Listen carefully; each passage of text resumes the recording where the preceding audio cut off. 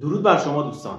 کدام یک از دانشمندان، عارفان، شاعران و کلا نامداران تاریخ ایران تکفیر شدن، یعنی به اتهام کافر بودن به وحشیانه ترین روش ممکن مجازات شدن و کشته شدن؟ البته این که میگم تاریخ ایران، منظور تاریخ ایران امروز با مرزهای کنونی نیست، ایران کهن با اون مرزهای گسترده‌اش، ایران فرهنگی. و لیست این نفرات رو اگر بخوام فقط از روی اسم بخونم شاید نیم ساعت طول بکشه.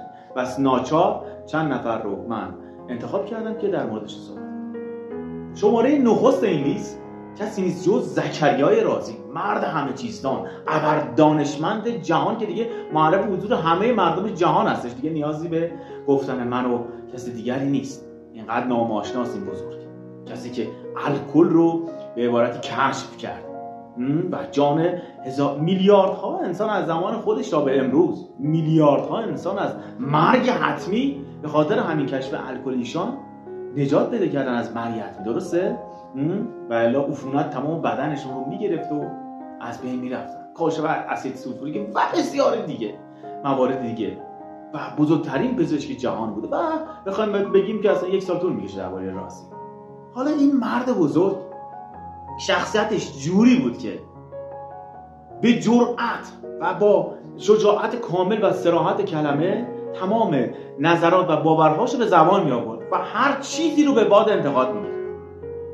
همه ادیان رو، همه باورها رو، همه رو انتقاد می‌کرد و کسی هم نبود که قدرتش رو داشته باشه که با نظریات و پرسشگری این بزرگ اصلا مقابله کنه و جوابی براش داشته باشه. بس به ناچار اومدن چیکار کردن؟ حسودان انگ تکفیری بهش دادن و گفتن آقا این ملحده و کافر و مردم رو داره از راه دین به در میکنه و از این داستانا که دیگه برای همون ما آشناست دیگه. و حکم اعدامش رو گرفتن حسودان دور و برش. حالا چون که محبوب درباره مختلف بود و یک پزشک بسیار حاضر، بزرگترین پزشک تاریخ دیگه، حتی خیلی معتقدن از ابن سینا بالاتر بود و ابن سینا خودش اصلا شاگرد رازی میدونست. حالا خب اگر از بین میرفت این مرضهای بزرگان اونا رو میکشت دیگه پادشاهان. پس محبوب پادشاهان بود، به خاطر همین دیگه نتونستن اعدامش کنن، در عوضش اومدن تمام کتابهاش رو سوزاندن و آنچه که ما امروز ازش میدانیم به خاطر ردیاتیه که دشمنانش برای ما نوشتن. مثلا گفتن آقا ملحد، لقب ملحد بهش میگفتن، ملحد در مورد فلان چیز فلان واژه رو به کار برده ولی من اینجوری جوابش دادم. در مورد دین‌ها اینجوری گفته ولی من اینجوری جوابش دادم. یعنی این ردیات باعث شده که ما با تفکر این مرد بزرگ امروز آشنا بشیم که چگونه فکر می‌کرد، که در آخر عمر هم اونقدر اذیتش کردن، آزارش کردن که نابیناش تو چشمش رفت دست و به سختی امورات گذروندن پایان عمرش. شماره دوم سهروردی یا همان شیخ اشراق معروف، که این شخص به جوری تکفیر شده بود از نظر مردم کافر شمرده میشد که علمای حلب سوریه خونش رو حلال اعلام کرده بودن و گفتن آقا هر کجا دیدید این ملحد رو در جا بکشیدش، گناهش گردن ما.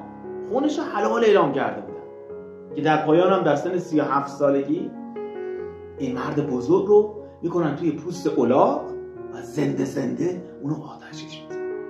شماره 3 ابن راوندی که یکی از قدیمی ترین دانشمندان ایرانیه، در قرن سوم ایشون میزیسته و در ابتدا میره در فرقه معتزله، اونجا به مقامات عالی میرسه، بعد اونا رو رد میکنه، میبینه نه اینا یه مش کلاهبردارن، میاد تو فرقه علویان، اونا رو بعد از مدتی رد میکنه و در پایان باور خیلی از محققین اصلا کلا تمام ادیان رو رد کرده ایشون و در پایان عمرش هم به سختی زندگی گذرون و مورد آزار و اذیت بسیاری قرار گرفت.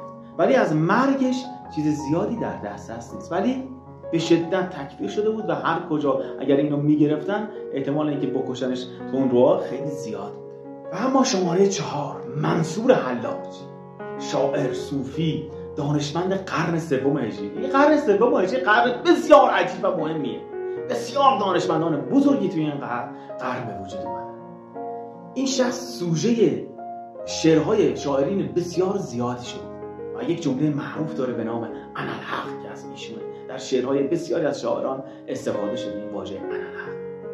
منصور حراج در سن 65 سالگی به دستور مستقیم خود خلیفه وقت جعفر مقتدر حکم اعدامش صادر میشه.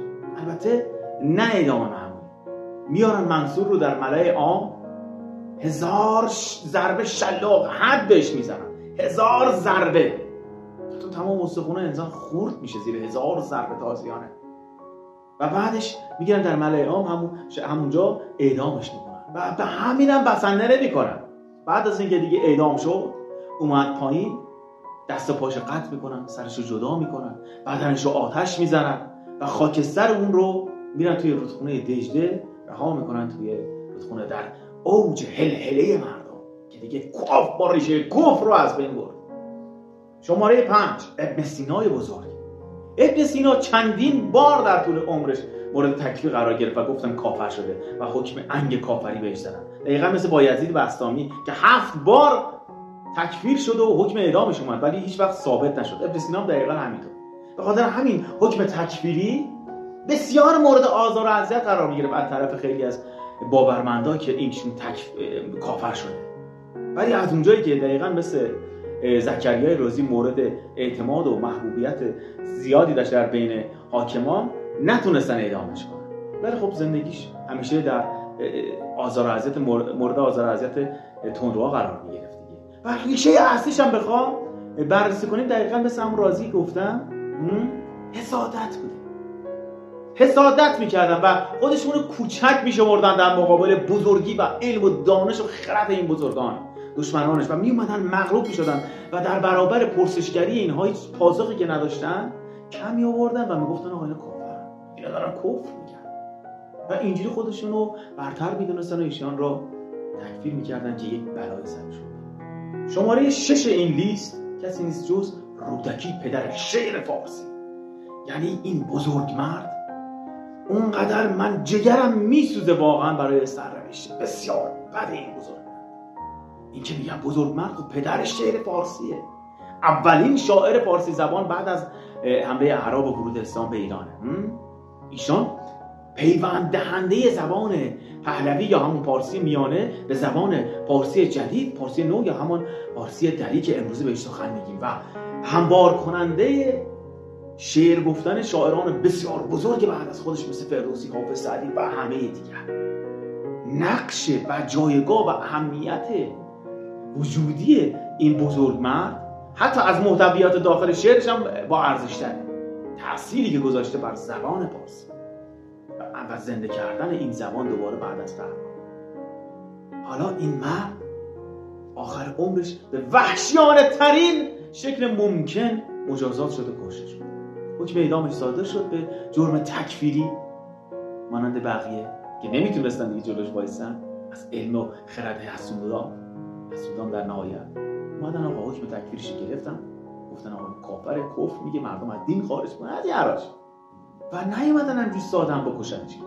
سر این بزرگ مرد رو روی زغال روشن انقدر گرفته بودن که چشماش پخته میشه و چشماش بین میره، میسوزه، صورتش تمام پخته میشه و بعد میان اینقدر با لگد و چوب و چماق هر چی که دستشون بوده میزنن به این بزرگ مرد که تمام استخوناش خورد میشه و در نهایت کمر و گردنش هم میشکنن که دیگه خیالش راحت باشه، به هیچ عنوان زنده نمیشه.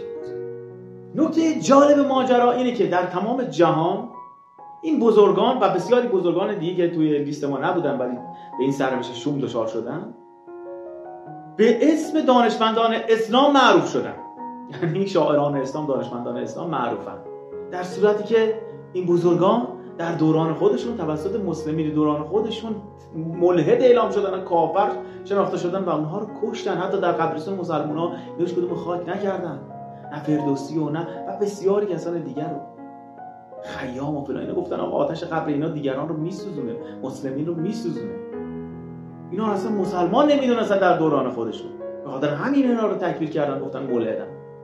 یا حالا تمام جهان اینا رو به اسم اسلام، حالا به اسم اسلام بگنش بازم زیاد چیزی، اینا رو به اسم اعراب میشناسن. وقتی میگن اسلام یعنی اعراب، حالا نه که اعراب شخصیت بدی داشتن، نه، اعراب هم انسان‌های بسیار فرهیخته و دوست داشتنی هستن، ولی اینکه هویت اینا ایرانیه این آقا وقتی ایرانیان چرا بگیم آقا مال یک کشور دیگه؟ و این از کمکاری ما ایرانی است که هیچگاه نخواستیم بزرگان خودمون رو نه فیلمی درباره‌شون بسازیم، نه کتاب درستابی درباره‌شون بسازیم، نه تبلیغاتی کنیم، رایزنی سیاسی کنیم که آقا اینا بزرگان ایرانی بودن. ایران کهن رو دارم میگم مثلا آقا فارابی، ابن سینا، اینا الان شاید در کشور ازبکستان، افغانستان یا کشور دیگه مرزهای امروزی باشن و افتخار دو تا کشور بین ایران و اونها. ایران کهن رو دارم. هیچ کاری نکردیم برای شناخت اینا که به دنیا بفهمونیم اینا ایرانی بودن نه عرب. اگر تو این لیست کسی از قلم افتاد شما تو کامنت ها بنویسید تا بیشتر یاد بگیرید. لایک و کامنت رو سابسکرایب